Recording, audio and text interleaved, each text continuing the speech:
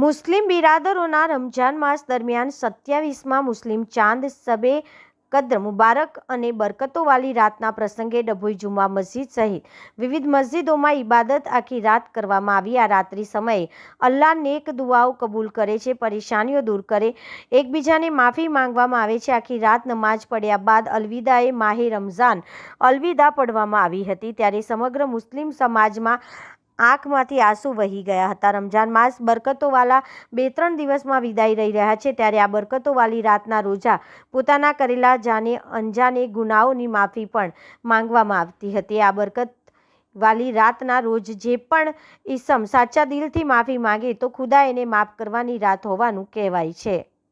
काजी मस्जिद सुल्तान मस्जिद में माशाल्लाह शानदार प्रोग्राम हुआ। नमाज तरावी हुई, इशा की नमाज हुई और अल्लाह के फजल से सब कुछ अच्छी तरीके से इत्मीनान के साथ सुकून के साथ नमाजें हुई, तरावी हुई और शानदार प्रोग्राम भी हुआ। इसमें हमारे हजरात मोहसिन रजा साहब किला उन्होंने शानदार तकरीर का प्रोग्राम किया और उनकी तकरीर करके लोगों ने सुना और नमाजें हुई और अल्लाह के फजल से शब कद्र अच्छी तरीके से ये रात हमारी काजी मस्जिद में गुजारी गई।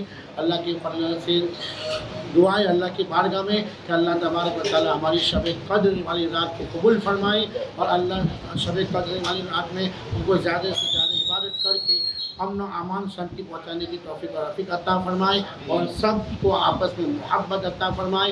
अल्लाह ताला हमारी खिदमतों को कबूल फरमाए।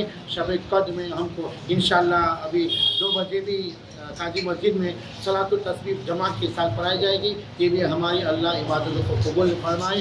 अस्सलामु अलैकुम व रहमतुल्लाहि व बरकातुहू।